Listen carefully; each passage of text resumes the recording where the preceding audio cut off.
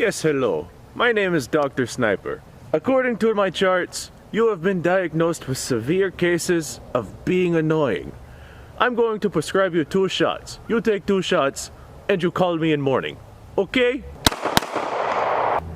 Oh goodness. I lost another one. I don't know what I'm doing wrong. I'm doing everything the medical certificate online told me to do. Oh well. Yes, hello, Chinatown. I have, about 200 pounds of, beef to sell to you. You don't ask questions, right? Have you been forced to wear a mask while also being forced to wear glasses? You may be entitled to compensation. Hello there, people of the internet. How's everyone doing today? I'm doing all right, thanks for asking. So I decided to pick myself up something a little bit more modern. Most of what I have could be classified as antiques simply because they're old school designs. Everything I own is single stack besides my Lorsen, which is a double stack firearm, holds 13 rounds, but there is no way in hell that I'm going to trust my life to that thing. I'd rather go in with one of my pieces that I know that work. But these other pieces are, like I said, outdated.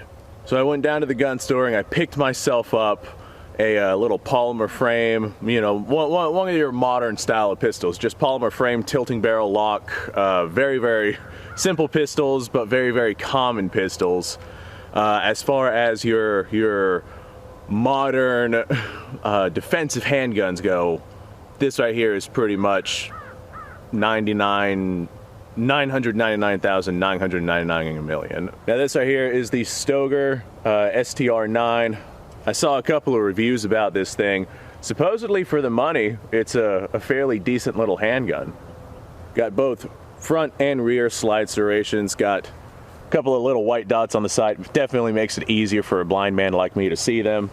Got a Picatinny rail under the barrel right there if I feel like mounting a flashlight or whatever other piece of equipment I decide to mount on that thing. Very simple. There's no manual safety on it, but there is a trigger safety on it, as you can see right there. Double stack single feed magazine, holds 15 rounds, but due to the ammo shortage, I'm only going to be firing 10 rounds. But due to the bit that I just did, I've got 8 rounds left in this magazine. Now I did take this thing out, I did test it for like functionality and whatnot, but I haven't tried any accuracy testing with it. I imagine it's going to do all right. We're only, hell, about 20 yards or so, so we're not very far away at all. As a matter of fact, I know I can do better than 20 yards. Let's back up. All right, well now we're sitting about 25 to 27, somewhere in there. Continuing talking about the gun, there's a lot of open spaces on the back of the gun, and that tells me that that's good spots for dirts and debris to go into. So it's a lot like the beginning generations Glocks, whenever they had the open spaces back there. The contour, the grip, very nice for my hand specifically. If you're a little bit smaller, it might be a little bit too big for you. This right here is a full-sized handgun. It's about the size of a Commander 1911 from what I can tell, just from feel. And the grip texture on it is quite aggressive. Now, having already fired it, the recoil on it's not bad. Whenever I did fire it, I only fired a couple of rounds through it just to make sure it worked. It disassembles just like a Glock. The trigger on it is okay, but far from great. It's definitely not a match trigger, but it is like far, far from bad. Now normally these guns retail, you know, 250 to 300 bucks as of right now making this video, even during the panic prices. So I picked this up. This was a used gun, but it is in fantastic shape. I picked it up for like 230 bucks down at my local FFL. So far I paid like normal prices for it, but panic prices are going on right now, and I've seen these right here sell like $300, $350, perhaps even $400 at some retailers. And a lot of this depends on what it is that you're actually getting. Like these right here, I just got the bottom of the barrel basic, you know, model. I wanted a nice cheap handgun because I'm going to be keeping this in my car as my car gun. And I wanted something that I wouldn't mind if, you know, rust spots start showing up on it, or it gets scratched, or I wanted something that I wouldn't necessarily care about if it gets dinged up. But I also wanted something that was better than a high point, because I wanted something that wasn't made of such cheap material. High points can be pretty damn durable, but I have seen them lose their reliability if they get smacked the wrong way. So I decided to just go ahead and invest the few extra bucks into a locked breech system. All right, now without further ado, whenever I'd fired this thing, I'd fired it, you know, right from the gun store. And whenever I got home, I took it apart, oiled some spots, like trigger assembly and the sear and whatnot, see if I could get that trigger working just a little bit better. And from what I can tell, it sure has. All right, let's see, 7 in the mag, 1 in the chamber, because I did that bit. We're gonna go ahead and lob some lead down at my steel target. I went ahead and I painted it. This way I can see where my rounds are hitting. All right, last time I fired this, it was like turning dark. So I kind of did a hasty firing. I didn't actually try any accuracy testing or anything like that. But here we go. All right, well, hell, that was pretty dead on. Try it again. That one, I'm not sure where that one went.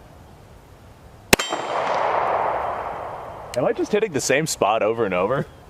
All right, yeah, I'm just hitting the same spot over and over. How do you like that? Let's try going to the right of it, I guess. I don't know where that one went. I might be hitting the crap down below. Oh, yep, there we go. All right, just raise my target a little bit. And there's to the left.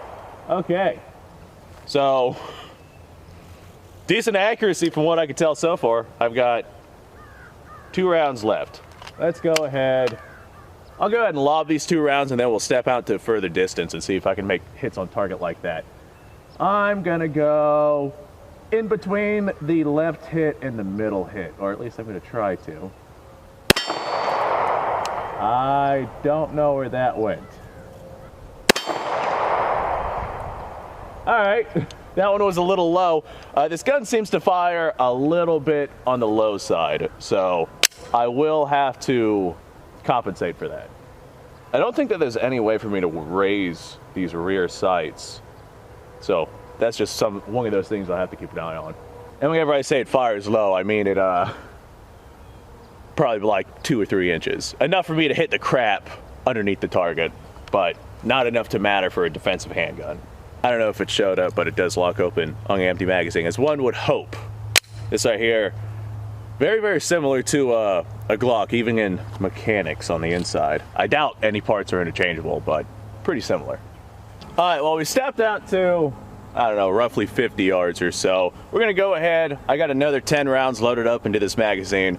We're gonna lob these downrange, see what kind of accuracy we get. I haven't tried firing this thing at any real distances, so let's see how this turns out. And the trigger is okay, but far from great. Yep, I missed that one. I missed that one too. I think I'm hitting low still. Interesting. There we go. Where'd that one hit? Oh well, I'll just aim a little higher. Alright, yeah, I gotta aim a little higher, but we are making hits. So far it seems pretty accurate. I pulled that one left, that was entirely me.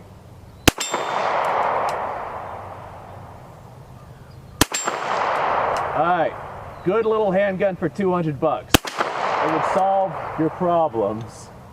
And it looks like a good portion of those I pulled left. I gotta work on my trigger discipline, but that's just me. Whenever ammunition becomes more available and I get more practice time in with my handguns, I'll get my my mojo back. Firing handguns is one of those skills that if you don't use it, you lose it. And with ammunition prices the way they are, I haven't been using it much at all. That didn't come out right. Anyway, hey, thanks for checking out this video, guys. I really do appreciate it. If you like this kind of stuff, as you can see from the car down there, that car right there, used to be a Buick Century. Now it's just a pile of bent up scrap metal. But as you can see from that car down there, I do this kind of stuff all the time, so subscribe to the channel. If you like the video, do me a solid and actually like the video. YouTube's anti-gun right now, so every like, every subscription, every share definitely helps. Check out the description down below. You're gonna find a link to Patreon, Discord, social medias, my second channel where I get drunk and play video games. All the good stuff, probably some other stuff I'm forgetting about. All right, that being said, I think this right here is a fantastic little gun for the money that was spent. Of course, my Lorsen L9 with its 13-round magazine and cheap manufacture, I guess I was gonna say. I only spent about 85 bucks on it, and it did take some finesse to get it to run properly. The trigger was consistently dead on it, so I had to go in and do some reworking with it. But the trigger's kind of nice now. Definitely not something I'd stoke my life on, but the trigger is better than it was. So far since I've redone it, it hasn't malfunctioned yet, but I haven't stuck a lot of ammunition through it either. So I guess it all depends on what it is that you're going for. If you want a nice cheap Saturday night special, hey, go for it. But like I said, I definitely wouldn't trust it to save myself or my family. Of course, hell, I'd take the Lorsen $85 handgun over like harsh words and some fist shaking any day. Anyway, guys, thanks for watching.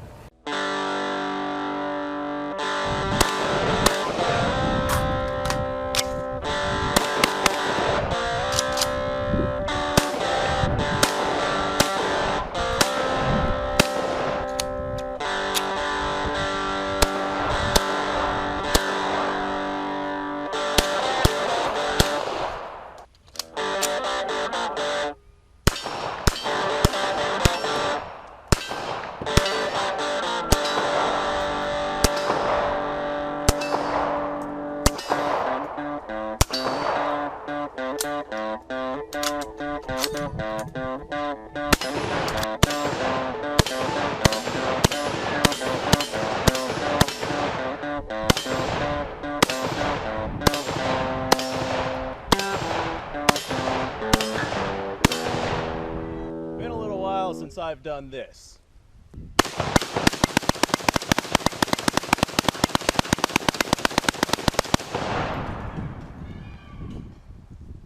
Bonnie and Clyde be damned.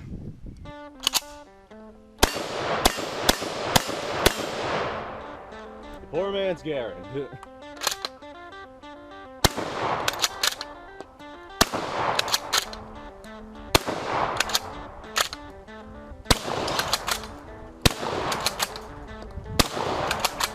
It's a shame that bolt action shotguns aren't more mainstream.